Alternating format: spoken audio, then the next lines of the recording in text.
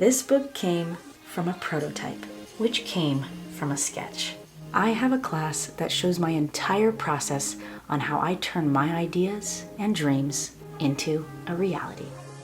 This class has been asked of me for quite some time, and I'm so excited to finally present it. You can find it down below.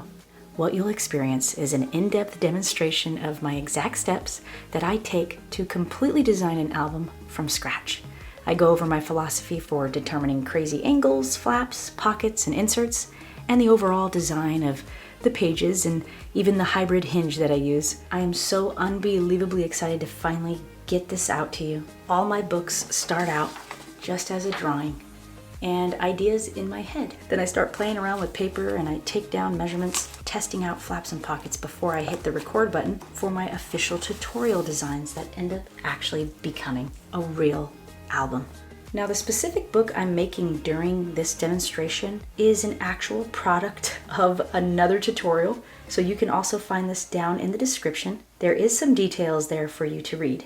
It's absolutely my pleasure to put together a movie just for you to see what goes through my head when I start designing a book from scratch. And if you ever have any questions at all, you can of course email me at yourbookofmemories@gmail.com.